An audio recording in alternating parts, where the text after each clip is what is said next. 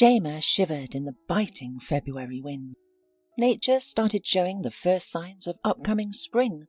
The sun peeked out, the puddles formed on the sidewalks, and the street birds seemed to chirp with increased cheerfulness. Jayma was relieved that the harsh winter was over. It was her first winter spent on the streets, long, icy and unfriendly. With the warm weather, the girl dared to venture from her winter refuge to the city. The city offered better chances for finding food.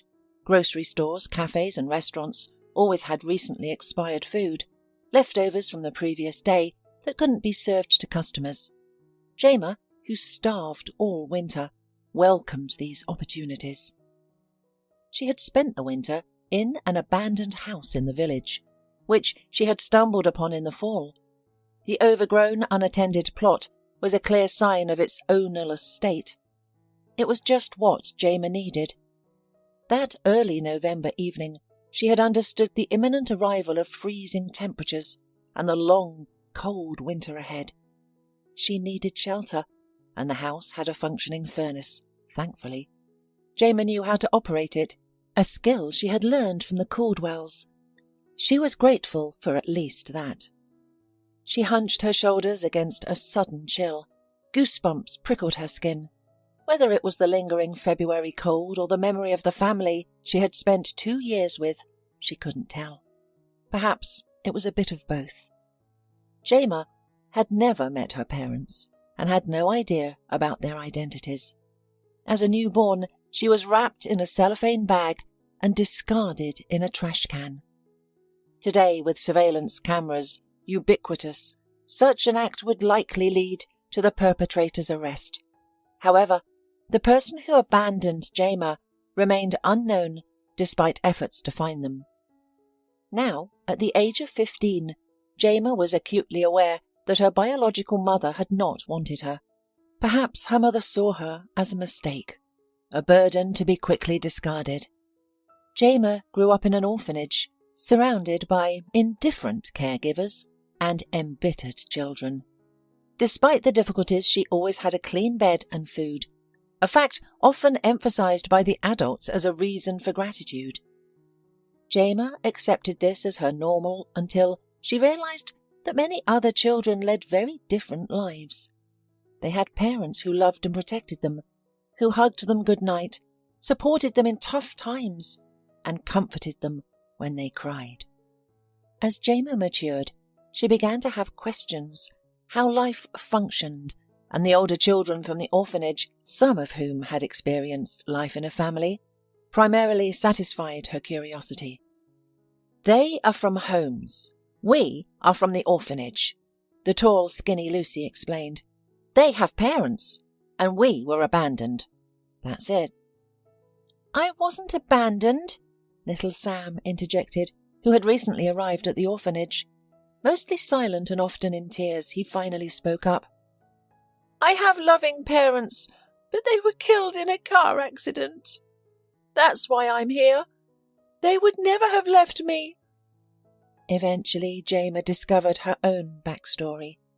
One night, the chatty nanny, Mrs. Stultz, walked into the children's room to check if everything is all right, and she found Jayma awake, having been startled from a terrible dream, a common occurrence for her at the age of 8 or 9. Upon seeing Mrs. Stultz, scolded, "Why are you up? It's night time."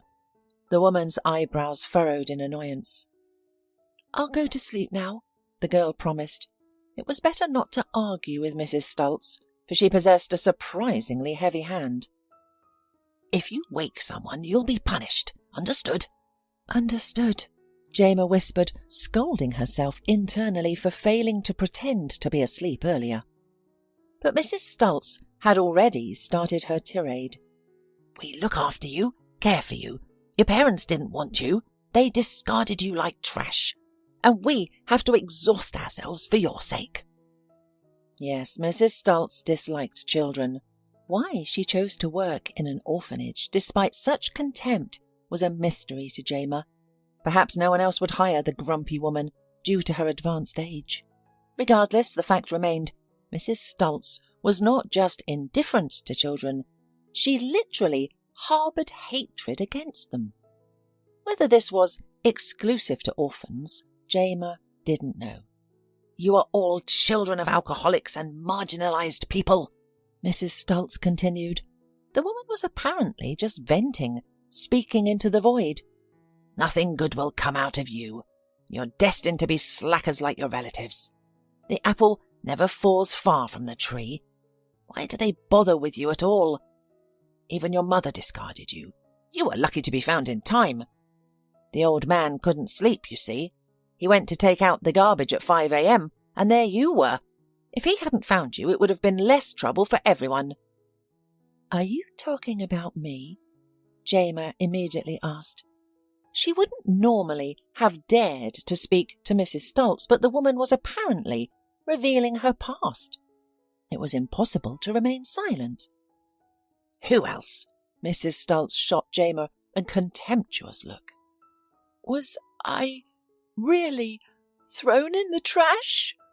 Jayma's voice quivered, tears welling in her eyes. She suddenly felt deeply hurt. All the children who didn't know their parents often fantasized about their origins. Jayma was no exception. She imagined stories where her mother had to leave her at the orphanage for her own good. She always hoped her mother would come back for her one day, to take her away from this dreadful place. But this revelation hit her hard. "So you don't know?" Mrs. Stultz asked, surprised. "The whole staff knows about it. Hasn't anyone told you before?" Jayma shook her head. Mrs. Stultz smiled maliciously. "Well, you should know. The old man found you in a garbage can and brought you here, to the orphanage. Your mum must have been an alcoholic. That's how you are, just like the rest of them." Mrs. Stultz relished in Jayma's grief. She embellished her story with vivid details, describing the dirty supermarket cellophane bag the man found the newborn in. She explained how they searched for Jayma's mother in the neighbourhood and the homeless shelter, but to no avail. "You were diagnosed with so many conditions, we thought you'd end up disabled if you survived at all. Your mother must have drunk and smoked during her pregnancy. That's why no one adopted you when you were young. Too many illnesses. And now you're older. Who would want such a burden?" After Mrs. Stultz left, Jayma laid awake and motionless for a long time, mulling over the caregiver's words. Maybe Mrs. Stultz lied. Possibly she was teasing me deliberately to hurt me. The next morning, the girl, having gathered courage, approached one of the educators. She had been working in the orphanage for a long time. Surely she must know her story. But the woman confirmed everything. "Yes, you were indeed found in a garbage can by an elderly man, quite accidentally. He even wanted to take you away afterward. To raise you like a daughter or granddaughter, rather. But who would give a baby to a lonely old man?" "So it's true." The girl started crying because it was the end of her childhood dreams of suddenly having parents. Lucy, who had already turned 12, came to Jayma in the dining room and sat next to her. Lucy, not that they were friends. The girls were too different in age for a full-fledged friendship. But Lucy treated Jayma with some warmth. Lucy had once had a younger sister. The girl loved her very much, took care of her, and then someone from the guests of Lucy's mother left an unextinguished cigarette on the table. There was a fire, which killed everyone in the house. Only Lucy managed to escape by some miracle. That's how the girl ended up in an orphanage. Lucy often said that she had no pity for her mother. She drank, did not care about her daughters, took to the house of her many friends and suitors, arranged parties from night until morning. But Lucy really missed her little sister. Likely, Jayma reminded Lucy of her sister, and she was the only one at the orphanage who treated Jayma warmly. "What's wrong?" Lucy asked. "Did the boys hurt you again? Or did the teacher punish you?" Jayma confided in her older friend, who smiled sadly in response. "Well, everyone here has a sad story. You were abandoned in the trash right after you were born, which is surely unpleasant. but Ben's mother sold him to gypsies. And Molly's grandmother tried to sell her. She even put an ad in the newspaper. But why? Why don't parents want their children? I don't know, Lucy shrugged, gently stroking Jayma's head. It happens. I think about it a lot too. But try to imagine. Imagine you never had parents. It's easier that way. It's as if you've always been alone and nobody ever abandoned you. Jayma managed to cope with her feelings. What else could she do? Life at the orphanage continued as usual. Early risings, exercises, classes and gym. But suddenly something unexpected happened to Jayma. At the age of 12, she was adopted by a family. Jayma understood that her chances of adoption were slim. People usually preferred to adopt babies or toddlers, but she was already a teenager. Furthermore, her appearance wasn't commonly favoured. She had bright black eyes, widely set dark eyebrows, swarthy skin, and raven black hair. Your mum probably got scared looking at you and ran off, Mrs. Stultz used to jest spitefully. Don't listen to her, Lucy always reassured Jayma. You are incredibly beautiful, a real photo model. I wish I had your eyebrows and eyelashes. Mine are so pale, but you're a real beauty. In short, Jayma's chances of finding a family were almost non-existent, and she knew it. And then this happened. A family want to meet you, the head of the orphanage once told Jayma. They want to adopt a teenager from the orphanage. It's rare. They're interested in you. Be ready tomorrow. Jayma was nervous about the upcoming meeting. She had given up hope of finding a family, but suddenly potential parents appeared.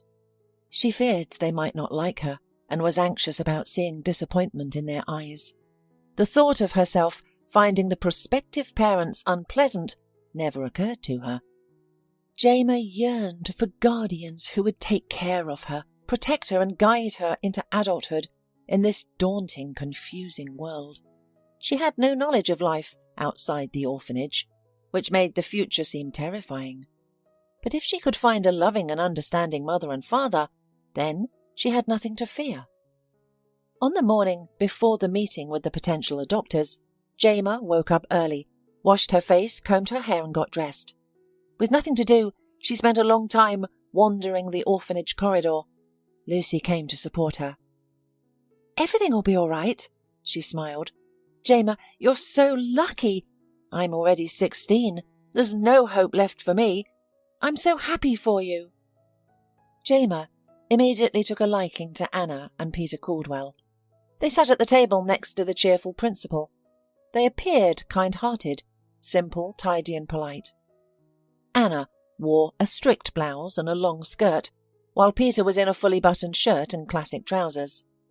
The couple didn't appear very modern, but Jayma liked that. They didn't resemble her brightly made-up and flamboyantly dressed teachers. It was a refreshing change. They were modest people, with excellent taste. And this is our Jayma, the principal introduced Jayma. A very good girl, quiet, calm, obedient. We've never had any problems with her. Jayma had never heard so many kind words about herself. She liked the way she was being introduced to the Caldwells. Jayma, Peter smiled at the girl. Do you want to find a family? Does she want a family? Yes, this is her most cherished wish. Jayma struggled to find words to express the depth of her feelings, so she simply nodded in agreement. That's good, Anna rejoiced, giving the girl a warm smile. We live outside the city on a large farm with chickens, ducks and geese. We also have more children. You'll have brothers and sisters. You don't mind, do you? No, of course not, answered Jayma, thinking that if these brothers and sisters treated her like Lucy did, she would be more than happy. The Caldwells engaged in an hour-long conversation with Jayma, expressing genuine interest in her likes, dislikes, thoughts, dreams and aspirations. The warmth of their interaction made Jayma feel comfortable and needed. They seemed to appreciate her, and their approval made Jayma feel as if she were spreading wings. In early April, the Caldwells brought Jayma into their home, into her new life. She was immediately taken with everything. They lived in a large wooden house outside the city, complete with a garden, various outbuildings, a garage, a barn, a chicken coop, and a summer kitchen. Jayma got her own small and modestly furnished room. Having been used to sharing a bedroom with 15 others, she could barely believe her luck. Instantly, Jayma was part of a large family. The new mother, father, 5 brothers and 4 sisters warmly welcomed her, showing her around the house and introducing the myriad of pets that included goats, ducks, chickens, cows, rabbits, 2 dogs and 4 cats. Jayma was thrilled. The small collection of hamsters and turtles at the orphanage paled in comparison to the Caldwells' menagerie. Anna, Peter and the other children taught Jayma how to care for the animals. The girl felt needed and loved. It was the custom of the family to gather for breakfast, lunch and dinner around the long table in the living room. The girls helped their mother set the table, seated everyone, then prayed and began to eat. Obeying their parents was a rule that Jayma abided by without difficulty. She felt loved and cared for in this new home. Every night, Anna would hug Jayma, bless her, and kiss her forehead, which Jayma found comforting. Although Peter was more reserved and stern, he often praised Jayma for her quick adaptation and learning. She learned to tend the garden and care for the cattle, tasks she had never been taught in the orphanage, where the children weren't even responsible for washing their own dishes. The children studied at home because their school was far away in a neighbouring village, and the Caldwells lived on a secluded farm. Attending school wasn't practical, so the children had online lessons at scheduled times, not daily. Jayma preferred this arrangement, as it was less intense than her previous schooling in the orphanage. She had more spare time for walking, interacting with her siblings, and playing with animals. Of course, she had to help Anna with the household chores, but Jayma was only happy to do them. After all, it is so nice to be needed by someone, to feel part of the family. In general, she was overjoyed to be in such a wonderful place, and her life seemed to her full of promise. The Caldwells had its rules, which took some getting used to. First, as was mentioned, children were required to obey their parents. Secondly, the family prayed before each meal and at specified times in the morning and evening. Jayma quickly learned the prayers, so this wasn't a challenge. The family also had a specific dress code. The girls wore long skirts and modest blouses, which Anna and her older daughters sewed themselves. The female family members kept their hair up in tight braids or simple buns. Loose hair was considered inappropriate. This is exactly how a well-bred girl should look. Peter praised Jayma's appearance, not like those promiscuous girls from the city. Jayma wasn't as pleased. She used to enjoy wearing her shiny black hair down, thinking she resembled the girls in shampoo commercials. However, she accepted that her new parents knew best and had their best interests at heart. There were no irritable nannies, angry children, grey orphanage walls, or bland food. Her new siblings treated her kindly, and they often played in the yard after chores. It was lovely.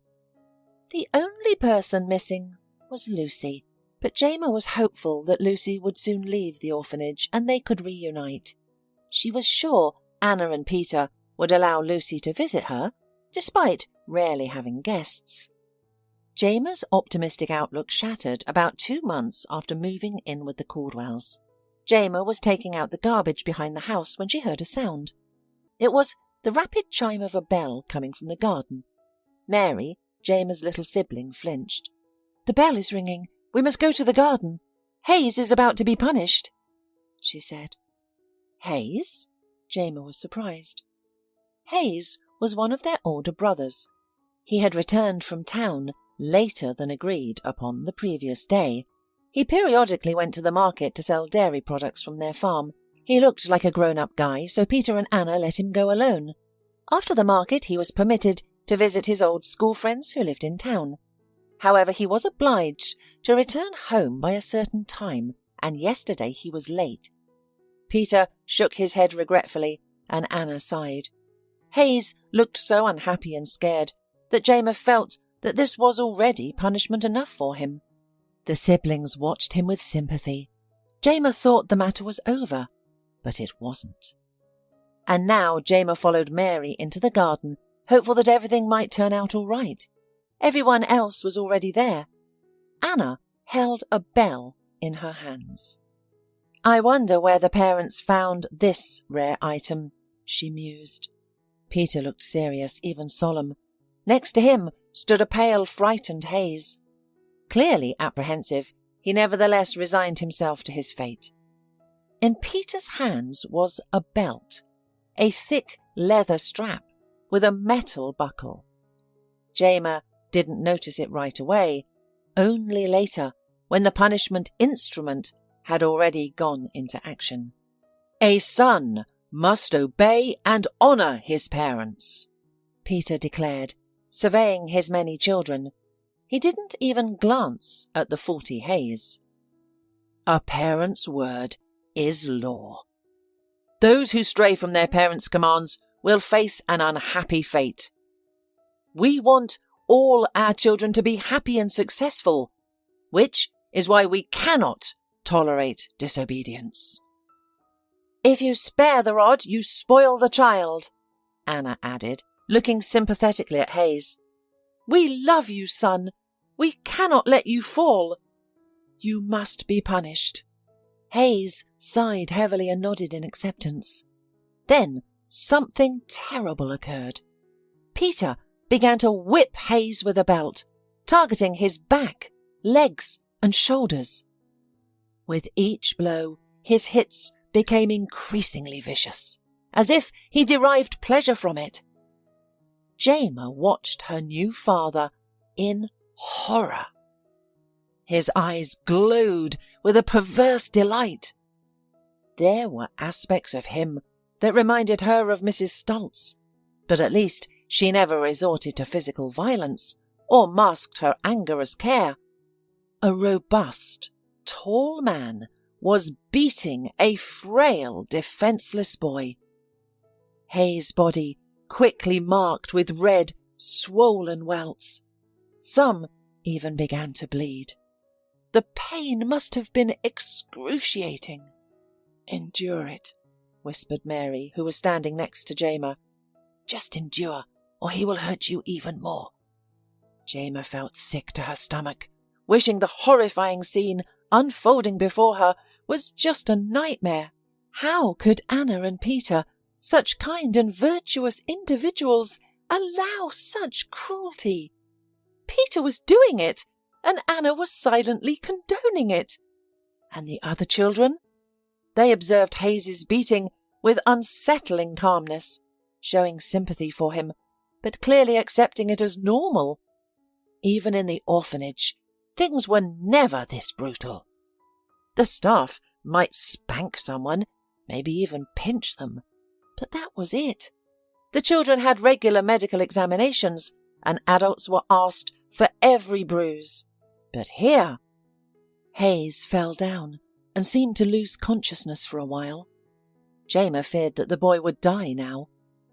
Peter whipped the teenager a few more times, then suddenly calmed down. "This is a lesson for you and the others," he said, wiping sweat from his forehead. "Go to your room. You'll be locked up for 2 days without food." Anna helped her son up and led him into the house. He was shaky. The others returned to their chores as if nothing had happened. "Let's go," Mary said, pulling the stunned Jayma by the arm. "We've got to clean up after the house, right? Did you see what happens for disobedience?" From that moment, fear nestled in Jayma's heart. She worried about doing something wrong and ending up like Hayes, standing in the garden awaiting punishment. The mere thought made her heart clench. The Caldwells no longer seemed wise, kind, or understanding to her. They were frightening. What had once seemed nice and pleasant to Jayma now appeared in an entirely different light. The children lived like hermits, isolated from people, under the control of 2 oppressive adults. They cared for livestock, worked in the vegetable garden, barely studied, and only interacted with each other. The once safe and kind world created by the Caldwells no longer felt that way to Jayma. She began to think that staying in the orphanage would have been better. But there was no turning back now. The Caldwells were unlikely to let her leave. The Caldwells were strict with those who disagreed, were stubborn or slow.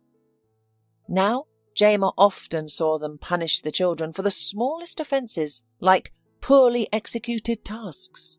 The severity of the punishment matched the offence.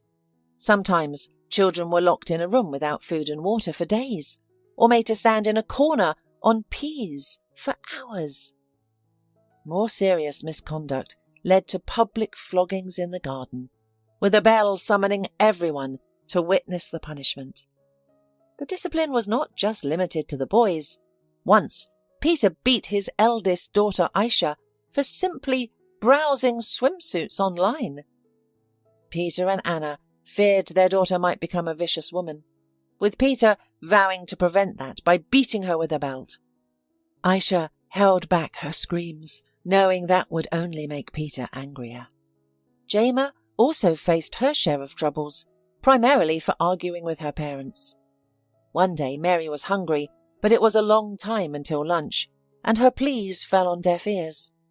Unable to wait, the little girl took a piece of pie without permission. Anna saw it, and Anna informed her husband about it. Peter accused his youngest daughter of theft and retrieved a belt from the closet. Mary and Jayma, who were also present in the kitchen at that time, understood its meaning. Mary trembled like a leaf, but dared not cry or beg for mercy. Jayma, imagining her father punishing the little girl in front of everyone, felt a cold sweat on her back. Without thinking twice, she stood up for her sister, politely and cautiously asking Peter and Anna to forgive Mary for her minor transgression. As a result, Peter punished both daughters with the belt, Mary for stealing and Jayma for disrespecting her parents.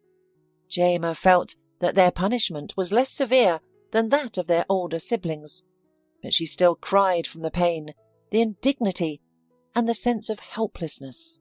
Also, Jayma often found herself left in the basement without light or food for days on end. This experience was even more dreadful than public floggings. In the pitch-black darkness, she began to fear that she was forgotten, that she may never see the light again. Time seemed to stretch on endlessly. During her 2 years at the Caldwells' house, Jayma endured various forms of punishment. Floggings, confinement, kneeling on dry peas for an hour, deprivation of food and water. She was forbidden from going to town. Only the older children would occasionally leave the farm to help their parents sell their home-grown produce, meat, dairy products and vegetables. Jayma understood that her circumstances were not normal, yet she had no one to confide in. If any of the children became ill, they were cared for by Anna, with no doctor even being called. The children received their education through an online school, watching recorded lessons and submitting projects via email once a quarter. Even this lifeline to the outside world was tightly controlled. Peter would disable the internet after classes, and only he knew the password.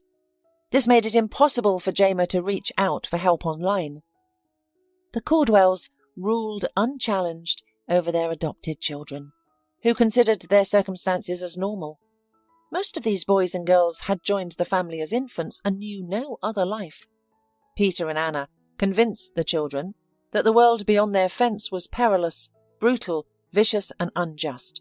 They asserted that safety could only be found within their farm. However, Jayma knew this was untrue. She yearned to escape and reveal the truth to those outside. Peter often visited the village and had friends there, but no one ever visited their home. And it was understandable, as people would have known something was wrong here. Jayma was desperate to find an escape route. The fence was tall, smooth, and impenetrable. Trees grew far from it, a placement that seemed deliberate. Scaling the dauntingly high fence seemed impossible. Even if she could find a ladder, someone would surely notice her attempt to escape. There were always family members around, and they kept a close watch on each other. Jayma's new siblings truly believed that the world beyond the fence was unjust, vicious, and hostile. They accepted the Caldwells' harsh punishments as normal, oblivious to the damage these cruel individuals inflicted on their lives. If any of them discovered Jayma's plan to escape, they would either thwart her attempts or immediately report her to the adults. Despite this, they weren't inherently malicious children. They were kind and modest, treating each other well and offering mutual support. However, the Caldwells have raised them to betray each other without remorse. They've been conditioned to believe that they're helping the offender by reporting their wrongdoings.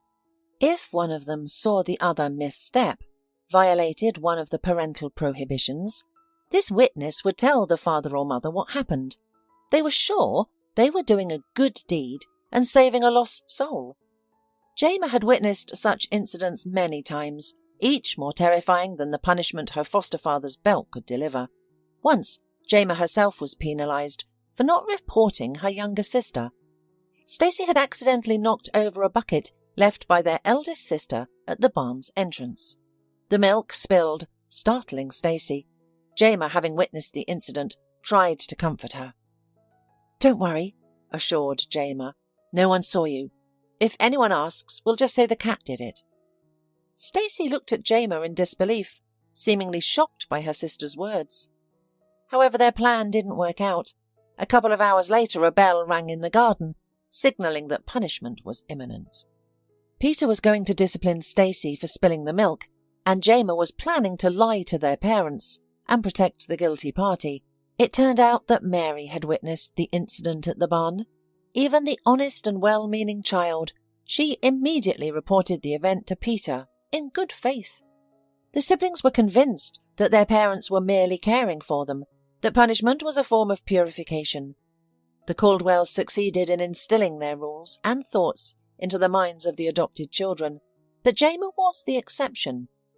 Perhaps her resistance stemmed from joining the family as a teenager rather than a little child.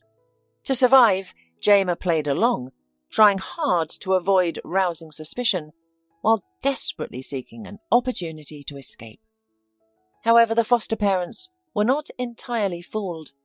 They scrutinized Jayma more closely than the others, severely limiting her freedom. Jayma saw no opportunities to break free or communicate her situation to others. The adults were too cautious to let her outside. Once, they intercepted her paper airplane. In a desperate plea for help, Jayma had written a letter, folded it into an airplane, and launched it over the fence. She hoped the makeshift plane could overcome the barrier she couldn't, and that someone would find the note. It worked, but the finder turned out to be Peter himself. Jayma was brutally beaten. She thought she was going to be killed. Afterwards, she was thrown into a basement and left there for several days without food or water. She experienced unbearable thirst and painful wounds, while time seemed to stretch on endlessly. Later, she had a long conversation with Peter and Anna. They continued to feed her their pseudo-religious beliefs, intimidating her with tales of hell and hell-fire, assuring her that their only intention was to save her. Jayma meekly nodded, thinking to herself that these people must be either criminals or mad. It would be best not to argue with them. Then Peter said something that made Jayma shudder. "You now officially have a psychiatric diagnosis," he said, looking straight into Jayma's eyes. "It's in your medical records. You've been prescribed potent medication. Delusions and strange fantasies are symptoms of your disease. You can write all the notes you want now. No one will believe you. Nobody." "But how did you do it?" Jayma exclaimed in shock. She knew that to receive a diagnosis, one would need to see a doctor. "With Stacy's help," Anna explained. You're almost the same age, and you're very much alike, so she played along for your salvation. We took Stacy to the doctor. She's in the hospital now. When she gets out, you'll be an official psychiatric disability." Peter smiled, looking at the girl's confused face. "We had to do something. Had to keep ourselves safe." Anna waved her hands. "You forced us to go to such measures." Jayma grinned. Good cop, bad cop. Classic of the genre. The girl realized she was now officially a mental patient. That means whether she screams or calls for help, no one will believe her. It's a terrible situation, and her chances of breaking free and living a normal life are practically null. But Jayma was not going to give up. Staying in the Caldwell's house and living by their rules for many years was not for her. The Caldwells were making far-reaching plans. They wanted to move to the hinterland and join the sect, a community that lived in the forests away from people, survived by subsistence farming, and rejected all the benefits of civilization. For Peter, they were an ideal he aspired to. Jayma understood perfectly well that after this move, she wouldn't be able to escape. The whole community would be watching her. Then one day, the real opportunity to escape presented itself to Jayma. Peter, while on his way to the town market, had forgotten to lock the door. He had assumed Hayes would do it, but Hayes, engrossed in the workshop, had not heard his father's request. Jayma, who was weeding the vegetable garden, saw everything. Mary was with her because, from that point forward, one of the siblings always accompanied her, as ordered by Peter and Anna. They wanted to keep a close eye on his defiant stepdaughter, as they did not trust her, despite her attempts to appear docile and defeated. Upon seeing the ajar door, Jayma's heart pounded fiercely. This is my chance to escape. Even though I'm not prepared, my things aren't packed, and I don't have a plan. I must seize this opportunity. Another chance like this may never come again. Slowly, Jayma straightened up, dusted off her hands, checked that Peter's car was safely away, and then sprinted towards the open door. "Stop! Where are you going?" Mary's surprised and thin voice trailed behind her. Jayma didn't even turn around. Of course, she knew that her escape would result in consequences for everyone. All the children would be punished for not keeping an eye on her. Mary and Hayes, who failed to close the door in time, would face the harshest punishment. However, Jayma couldn't afford to worry about that now. She ran out the gate and surveyed her surroundings. It had been a long time since she had seen such openness. A wide field lay ahead, bisected by a country road, which Peter used to travel to town. Jayma was aware of a nearby village where she could seek help. She just had to get there. Knowing Mary would rouse everyone and that her older brothers, who were fast and strong, would pursue her, Jayma ran with all her might. Realizing that she couldn't outrun her brothers on the open road, she veered into the cornfield and plunged inside it. From here, she couldn't even see the road, but she was confident she was heading in the right direction. She remembered exactly where to go. Navigating through the dense growth was challenging. Fresh scratches added to the scars and wounds from past punishments. Swarms of insects were a nuisance, buzzing around the fugitive. Despite these discomforts, Jayma found this better than being confined within the Caldwell's house. She was finally free, and even felt a noticeable ease in her breathing. The feeling of being outdoors, the freedom to wander wherever her feet led her, and the ability to breathe in deeply was exhilarating, especially after almost 2 years of captivity. She soon approached a village, but hesitated to leave the cover of the corn. She needed to survey the area first. The area appeared serene, with its quiet streets, cosy houses, and low, multicolored fences that offered glimpses of people, gardens, and vegetable patches. They were ordinary homes. a stark contrast to the Caldwell's impenetrable fortress. However, the girls soon realized that the village was surprisingly bustling. Jayma observed people in the streets and groups of adults and teenagers wandering around the outskirts of the village. She wondered if they were searching for her, and soon her suspicions were confirmed when she spotted her brother's bicycle lying in the grass beside the first house in the village. At that moment, she understood the situation. The brothers hastily alerted the villagers about their sister's disappearance, describing her as mentally ill. The entire village was now searching for her. A group of middle-aged women came dangerously close to Jayma's hiding place. "We should search the fields and forest," one suggested. "That poor thing, she's probably seeking solitude and silence. Our forest is quiet and peaceful. She's likely hiding there. The men are already searching the woods with dogs," another woman added. "If she's there, they'll find her." "Poor girl," a third woman sighed. "She's so young and already diagnosed. It's only going to get worse. She should be returned to the family. They care for her, they treat her. They're literally holy people." "I would say they are fools," interjected a woman with thin lips and a prickly demeanour. "Why would they adopt children with disabilities from the orphanage? It's a burden for them, and it's not fair to the other children to have to live with such challenges." "You're heartless," another woman disagreed. "Those children are human too. They say this girl suffers from her delusional fantasies and even self-harms. They have to restrain her during episodes." "She belongs in a hospital, in a secure ward with padded walls," insisted the woman with thin lips. "It would be better for everyone, including the girl." "They're planning on it," the second person said. "I overheard that if they catch the girl, they'll admit her to the hospital immediately. She has an official diagnosis, so there will be no argument about her admission. They'll give her medications, provide her with care. She'll come out an entirely different person. The disease won't disappear, of course, but they'll be able to manage her symptoms." The women conversed briefly before departing, leaving Jayma alone with her thoughts. She reflected on her predicament in light of their conversation. She realized she couldn't reach out to the villagers for help. They all sided with the Caldwells. Peter had convinced them that he was caring for a mentally unstable daughter. Now that she had run away, they wouldn't believe her if she tried to reveal the truth.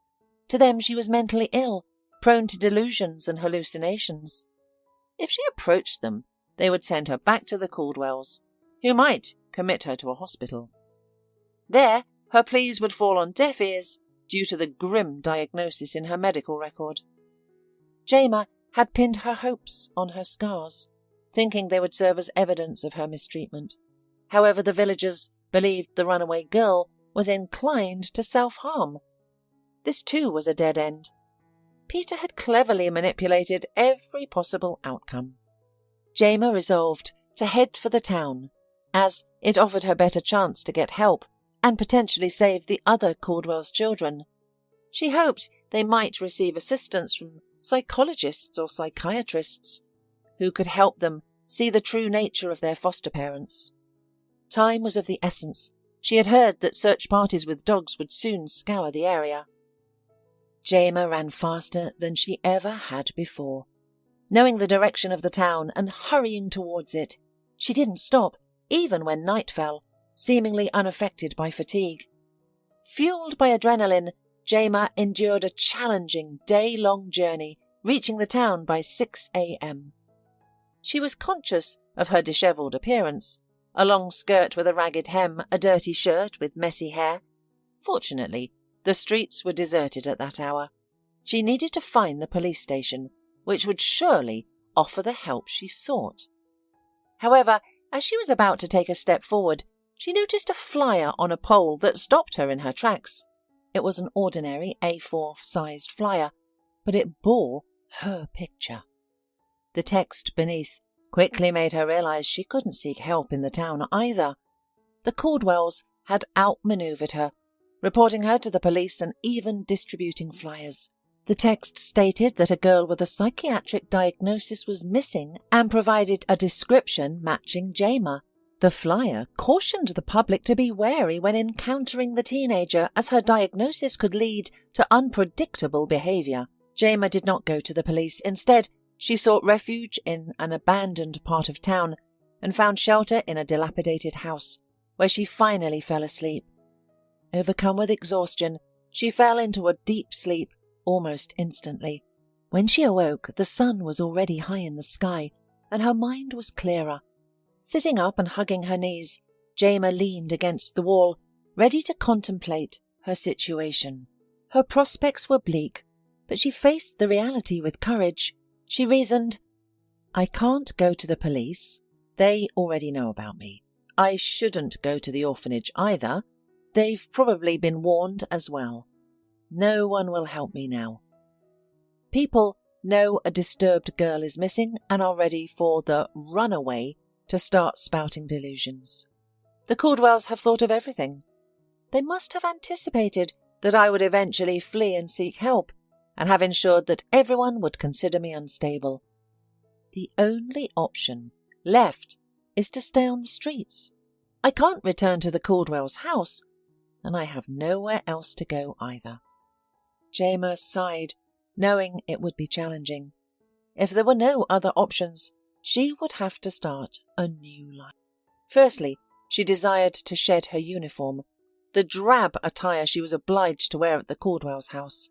She yearned to appear as a regular teenager, attracting less attention. Jayma was aware that people often left bags of usable clothes near trash bins. That's where she sought her new wardrobe, and she found it. After changing into a sweatshirt and baggy jeans, Jayma immediately felt more comfortable and decided that her life was going to improve. Initially, Jayma joined the street children at the train station. These were boys and girls with complex backgrounds, forced to survive on the streets. They all slept collectively in an old house, curiously located in the city's centre. This district was historical, boasting a beautiful street lined with lanterns, monuments, fountains, and stylish cafes. At all hours, it bustled with well-dressed people, families, stylish youths, loving couples, and elegant seniors. Just a stone's throw away from a row of shops and cafes, hidden behind them, was an alleyway. This was home to old crumbling houses and sidewalks overtaken by tall weeds. It served as a haven for the poor and destitute, a home for the homeless. The inhabitants would scatter like cockroaches whenever the police visited. Some were caught, but the agile and swift street kids always managed to escape. Each of these children had complex circumstances. Some were runaways, others fugitives from the law. Their shared trait was a desire to avoid adult intervention. Jayma was not fond of the street kids. Though they all lived on the streets, she preferred cleanliness, while her new friends disregarded hygiene and order. They were thieves, and despite their attempts to teach her, Jayma could not bring herself to steal. What distressed her most was these children's consumption of alcohol and cigarettes. According to one boy, it was their way of making the world nicer for them. The more time Jayma spent with them, the more she realized this life was not for her. So one day she left without a word. Jayma had another plan.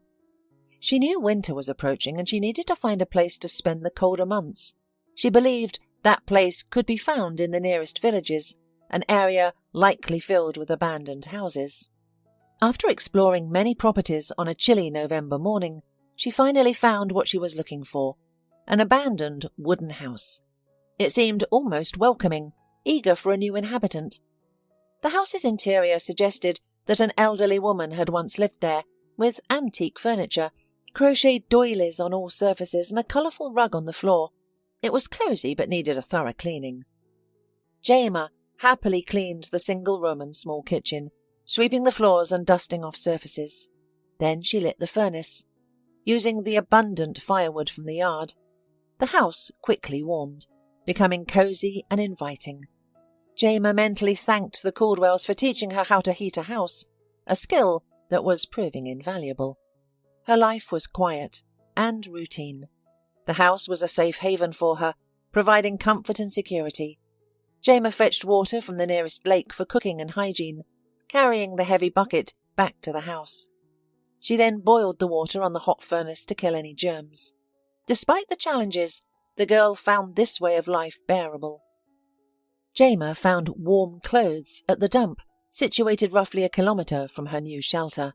It was fortunate that people frequently left bags filled with items still in good condition at the entrance. The dump was a treasure trove of useful items, such as furniture, toys and books. Jayma would occasionally visit, much like one would a store, browsing and selecting items. However, obtaining food was a challenge. Unlike in the city where cafes and restaurants were plentiful, the remote location of the house offered limited options. Jayma used to rely on discarded food from city eateries, which often discarded perfectly edible meals. Despite these challenges, Jayma had a solution. There were many abandoned houses in the neighbourhood that were easy to get into, and the girl learned to spot such residences. The cellars of such houses were filled with jars of pickles or jam. Some of these jars had been untouched for so long that their lids had turned black. Jayma would take a few jars from these cellars. Although it was practically theft, she believed the owners would not notice a few missing jars among their abundant stock. Jayma preferred to get food in the city, but the frosty winter days confined her to the house. It was unthinkable to travel to the city in such cold. Jayma could stay warm and content in the house, reading children's fairy tales by candlelight in an old, creaky armchair. She found the magical stories fascinating. On such cold days when Jayma was confined to her house, she often pondered her future. Would she spend her life alone in an old cottage? She dismissed this thought, knowing that eventually the old lady's heirs would sell it, and she'd have to find a new place. This cycle of uncertainty made her feel bitter. It was tough to be alone and unneeded. Jayma missed having someone special in her life. She once had Lucy, but she didn't know where she was now. Would they ever reunite? The realization that no one else cared for her was painful and difficult to accept. However, as the thaw began and the sun emerged, Jayma's spirits lifted. She looked forward to her walks and yearned for food other than pickles and jam. One day, after a week of warm weather, Jayma took her usual path to the city, admiring the soft blue sky and basking in the gentle sunlight. It was so warm that she unbuttoned her down jacket, a treasure she'd found at the dump during late fall. In the city, everything had worked out perfectly. Many cafes had held weddings and anniversaries the day before, resulting in plenty of leftovers. Jayma had 2 full bags, enough to last a long time. She planned to store it outside in the snow, almost like a refrigerator, and it would feed her for a long time. It was splendid. However, an unexpected event occurred. The sky suddenly turned grey, making the atmosphere cold and uncomfortable. What seemed like a beautiful spring day a couple of hours ago had abruptly turned wintry, as a biting wind blew and prickly snow sprinkled from a dark cloud. Jayma, in despair, glanced at the sky. She realized it would be very challenging, if not impossible, to get home in this weather. But she had to act, not just stand there and wait for the unknown. Jayma hurriedly started her journey towards the city exit. The way was long, and given the weather, it would probably take her until night to reach. She accelerated her pace, almost running, until exhaustion set in outside the city. She then trudged along the bypass road, taking cover behind a wall of stunted, leafless trees. Now she could not move as quickly and crawled forward at a turtle's pace, realizing she might not make it to the cottage. Jayma regretted her decision. Why did I leave the city? At least there I could have waited out the bad weather in the shopping centre. I could have stayed in the city for a few days, warming up on the heating duct with my old friends. Yes, it's risky, but choosing to go home was even riskier. Jayma was shivering, the cold penetrating to her bones. Her down jacket offered no warmth. Her face burned with frostbite, her eyes watering. She ventured out to the road. Because of the snow and wind, visibility was nearly zero, and darkness was rapidly setting in. But at least cars were passing by, their headlights piercing the gloom. Jayma knew she was close to collapsing into the snow, which would quickly bury her, and she would only be found in the real spring when the snow melted. But by then it would be too late. Maybe it's all right after all. Nobody needs me. Nobody will even miss me, she thought. Cars sped by her. Perhaps drivers didn't notice Jayma in the glare of their headlights, as she kept a safe distance from the curb. And even if they did, who would care about her? A three-legged dog limped past. The girl and the dog glanced at each other and continued on their separate paths. They both realized that they were probably doomed. Suddenly, Jayma heard the screech of brakes. She halted and turned around. An SUV had pulled up by the curb. The driver, a tall, handsome man who seemed straight out of a movie, jumped out, leaving the door open. He was dressed in a coat, stylish sneakers and jeans. He was hatless, which made sense given the warmth inside the car. The man ran after a dog. He must have noticed the limping animal by the roadside and decided to help. From there, Jayma acted on autopilot. She turned and sprinted towards the car, seeking refuge from the cold. The inviting warmth was within reach. While the man was busy attending to the dog, Jayma swiftly slipped into the back seat. The interior was welcoming with soft seats, a faint citrus aroma, a soothing melody playing, and most importantly, it was warm. The comforting environment made her cheeks and arms tingle and her head spin slightly. Jayma watched the man petting the dog on the curb. The animal wagged its tail in response, reminding her that even animals need care and attention. Suddenly, something caught Jayma's eye. She turned and gasped. There was a child's seat with a small passenger, a little girl, in it. The semi-darkness in the cabin had initially hidden the child from her. Jayma was startled, wondering how the child must feel, seeing a stranger entering the car. Jayma had no intention of scaring the little girl, and it seemed she hadn't. The child remained in her seat, presumably asleep. The young passenger was garbed like a princess, in a white rhinestone-embroidered jumpsuit with a fur-lined hood, silver Uggs, and a hat featuring a large white pom-pom. 2 blonde pigtails peeked out from beneath the hat. Jayma examined her more closely and gasped in shock. The child's face was inanimate. Her chubby cheeks, rosy lips, and glassy blue eyes stared into the distance, devoid of human warmth. Jayma's heart started hammering against her ribs at breakneck speed. In the child's car seat sat not a child, but a doll, a large doll, as tall as a real child, dressed in fancy attire. Why would anyone do this? The car's owner must be insane, she thought. Despite her reluctance to linger in the plush interior of the beautiful car, Jayma knew she should leave. But it was too late. The man was already returning to the SUV, cradling an old dog carefully in his arms. There was no way the girl could slip past him unnoticed.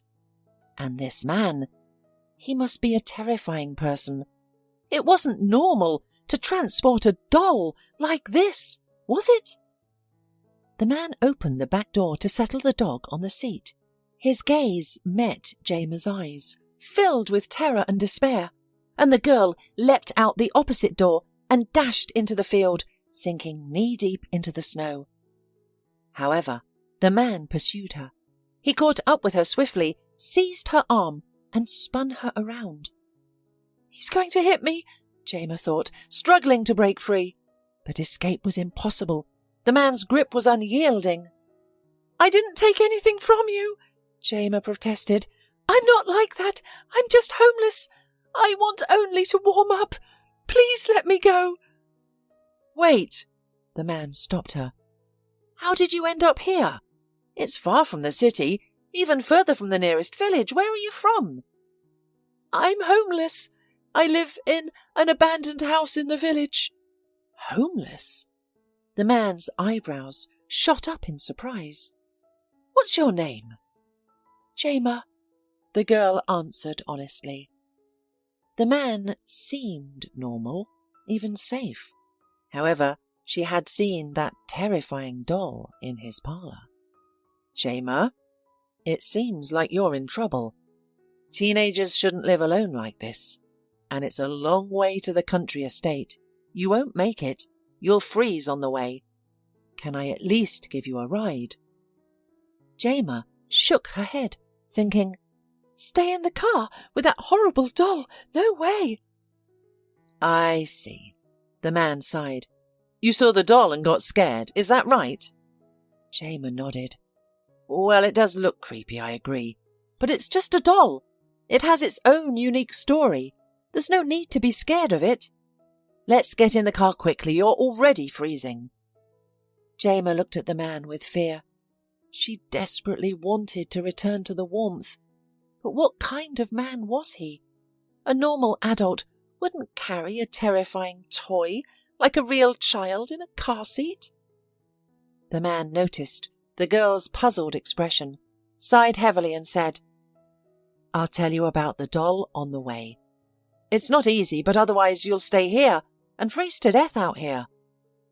Jayma, now intrigued, focused on the man. She was eager to hear the story. "By the way, I haven't introduced myself yet," the man added with a smile. "My name is Jeff. You can call me that." Jayma nodded in response. She looked at Jeff, waiting. She was eager to unravel the mystery of the doll and perhaps return to the warmth of the car afterward.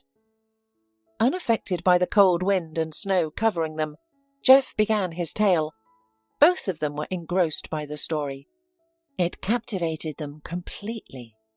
Since childhood, Jeff was in love with his classmate, Helen.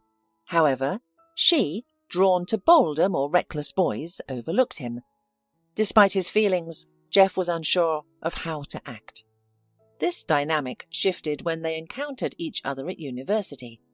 A chance meeting led to frequent conversations, and they soon became inseparable. Helen began to see Jeff in a new light, realizing how wonderful he truly was. Jeff finally confessed his long-held feelings to Helen, and they eventually married as students. They decided to postpone parenthood until they were financially stable and had established their careers. Years later, Helen and Jeff felt ready to start a family and welcomed a beautiful daughter. Alice was a loving and obedient child who made every effort to please her parents. The family travelled extensively. Jeff and Helen were eager to teach Alice about the world while learning alongside her. Helen did not return to work until her daughter started first grade. She spent those early years focused on her child's development, enrolling her in various activities like language lessons and choreography. Helen wanted her daughter to be well-rounded. However, as Alice grew older and became more independent, Helen decided it was time to end her 7-year maternity leave. Alice was self-reliant and responsible enough to stay home alone. The girl used to come home from school by herself, do her homework, and sometimes even cook dinner for her parents. It seemed like a perfect arrangement. However, things changed when a busy road was constructed near Alice's school. It became dangerous to walk there. Drivers tried to fly quickly through the intersection. There were not enough traffic lights and crosswalks yet. Helen now often left work early to get her daughter home, fearing her daughter might get hit by a car. One day, Helen couldn't get permission from her boss to leave work early. Alice had come home by herself before and would always let her mother know when she had arrived safely. But on this day, Alice didn't send a message and didn't answer her phone. Worried, Helen left work and went home, only to find that Alice hadn't returned. Helen and her husband rushed to the school, where they learned that Alice had left as soon as school ended. They spoke to Alice's friends, who said they had parted way at the usual spot near the store. From there, Alice's whereabouts were unknown. Helen and Jeff rushed to the police. A statement was taken and the search for their child began immediately, with volunteers joining in.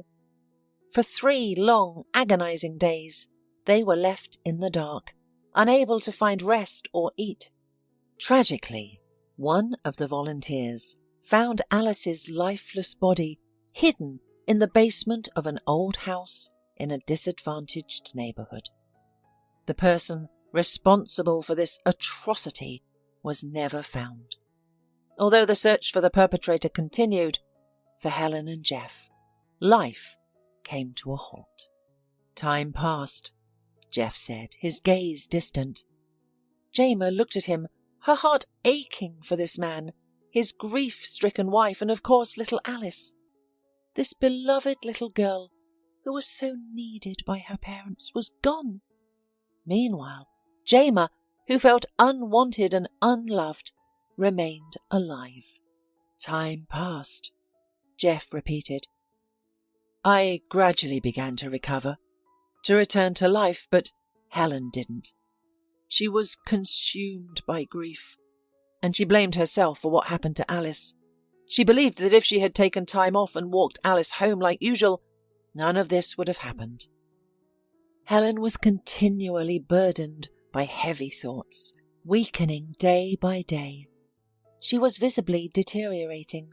Despite therapy and medication, she found no relief. She eventually resigned from her job because her performance was affected, and the thought of facing her boss, who stopped her from seeing her child on that ill-fated day, was unbearable. One day, Jeff arrived home to find Helen upbeat. Her eyes sparkled feverishly, and her cheeks were flushed.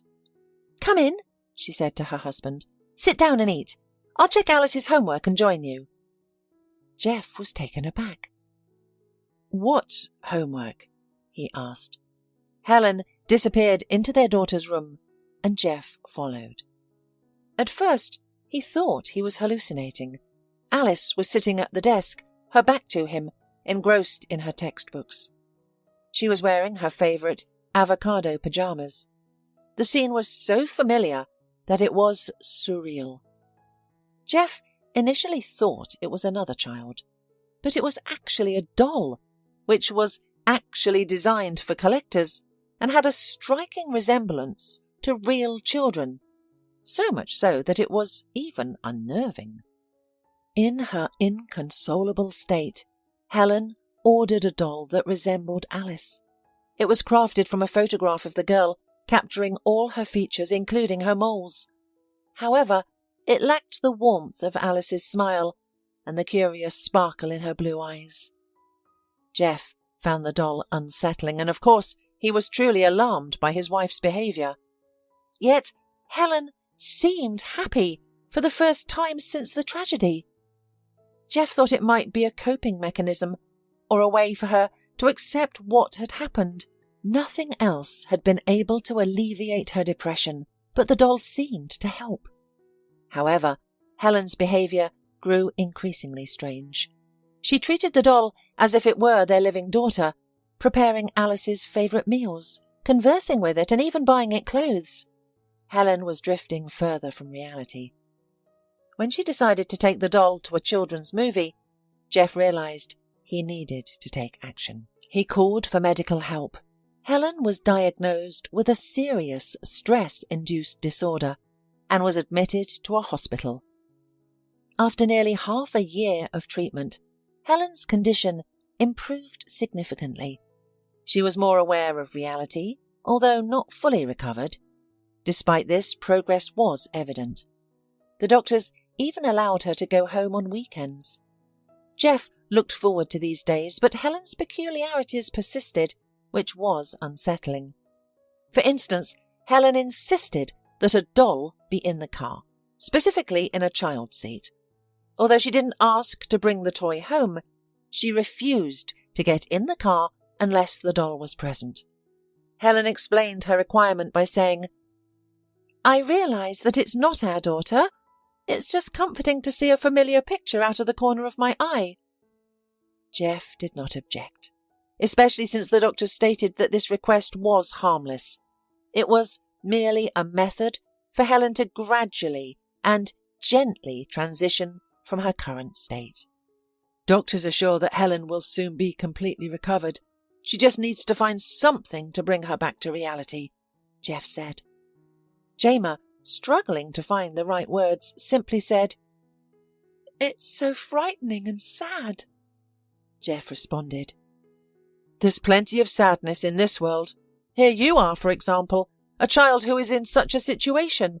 Let's get in the car, you're freezing, and direct me to your house." Jayma nodded and obediently sat in the passenger seat next to the driver's seat. The doll in the back seat, sitting in the baby booster, no longer seemed so terrifying. Instead, Jayma felt a profound sadness when she looked at it, causing tears to well up in her eyes. "I'm going to the hospital to pick up Helen," Jeff explained. "The doctors allowed me to take her for the weekend, and that's why this doll is here. It's what Helen needs for now." "I see," Jayma responded.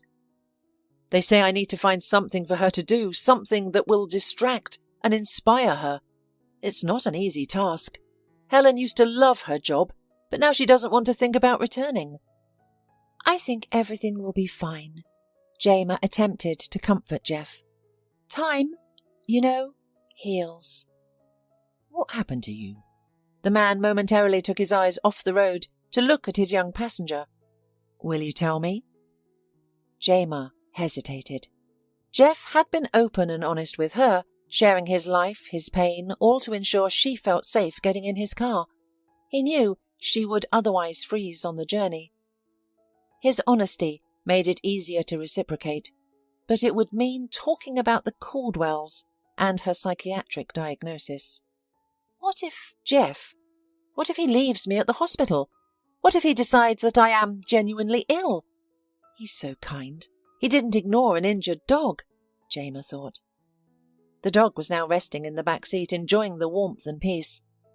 Surely a man like that would admit a mentally ill girl into a hospital, considering it his duty to help a sick individual.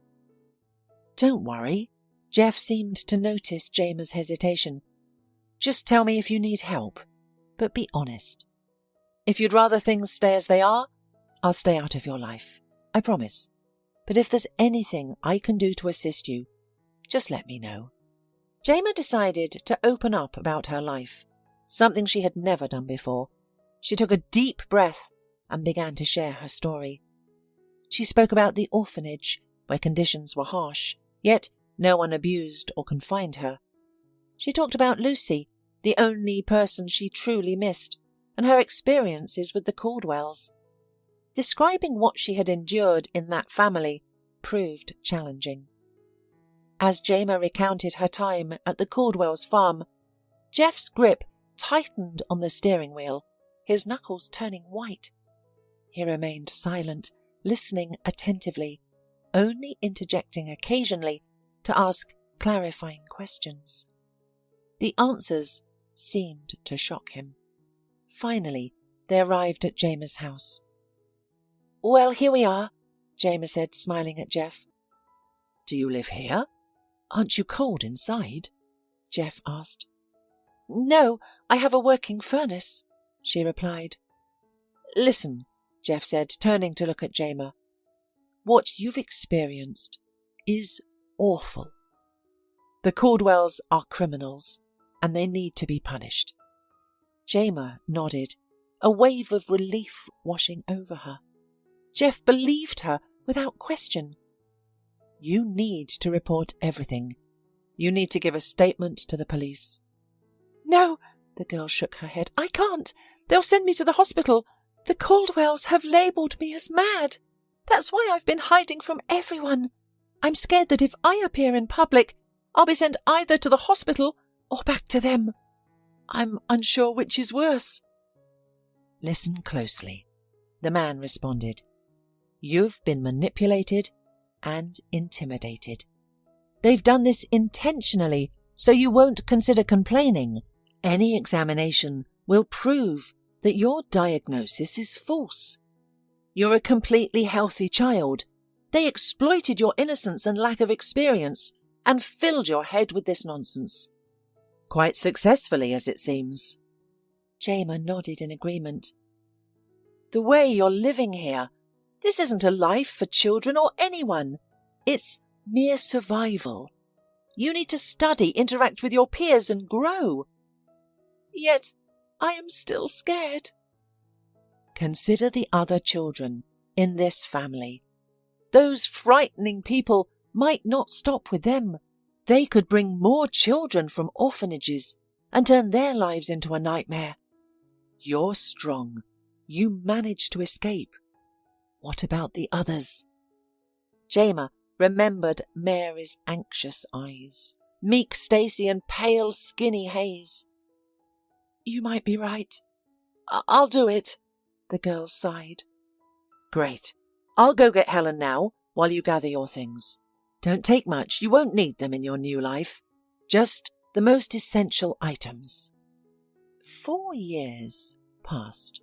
Jayma had grown up and something significant had happened this year. She became a law student. This was all thanks to Jeff and Helen, who had taken care of her since the day Jeff found her on the road. Initially, they helped Jayma unofficially, and later they took legal custody of her. Jeff returned for Jayma that evening, and he wasn't alone. His wife sat in the passenger seat. She was beautiful and pale, with shadows under her eyes, but her gaze was clearly interested. She did not appear to be an absent, broken woman. Jeff, as soon as he took his wife from the hospital, told her the story of Jayma. Naturally, she was horrified and expressed her desire to put the Caldwells behind bars. People like that shouldn't be left free, Helen declared. They are monsters. Jeff agreed with her completely. Helen could help restore justice, as she had been a first-class lawyer before the unfortunate incident with her daughter. Having heard Jayma's story, the woman felt motivated to act for the first time since the tragedy. Helen and Jeff brought Jayma from her shabby house to their home, a spacious apartment with clean, comfortable furniture and a warm, fragrant bath. To Jayma, these everyday comforts felt incredibly luxurious and elite. Then came the process of recounting her experiences, which was difficult for Jayma. Remembering everything that happened and sharing the details was incredibly painful.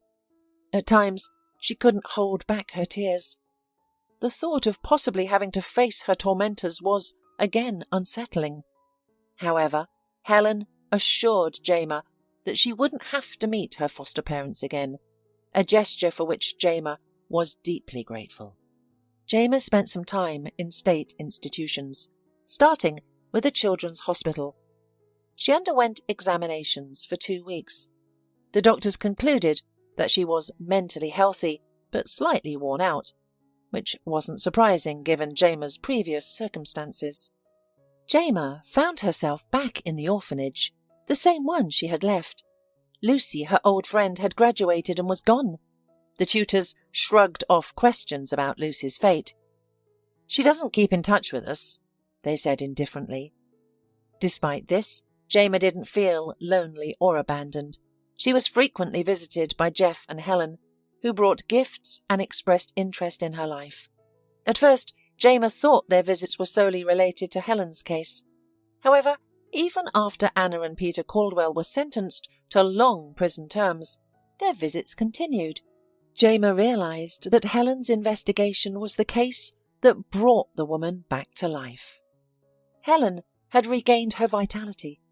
She was once again filled with the desire and strength to fight injustice. Even her appearance changed. Her pallor faded.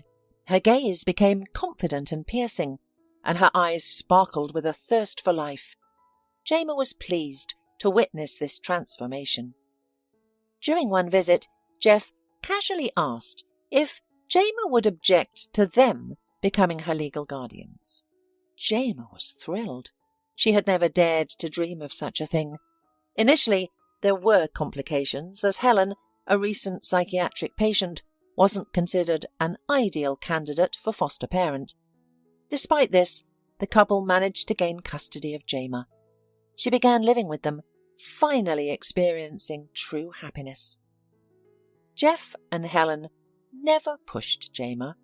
Instead, they gently guided and advised her, engaging in lengthy conversations. Jayma had never felt so needed and happy before. They also searched for Lucy, who lived on the city outskirts in a state-provided apartment for orphans. She worked as a store clerk. Jayma was thrilled to reconnect with her friend, and Lucy felt the same. Helen and Jeff brought the Caldwells' youngest children, Mary, Stacy, Hayes, into their family. These children required extensive rehabilitation due to the significant damage to their developing psyches caused by Peter and Anna. Helen, Jeff, and Jayma faced a long and challenging task, but they were prepared and eager to restore the children's sense of childhood. The elder Caldwells required more comprehensive care, resulting in their admission to a hospital with psychologists and psychotherapists.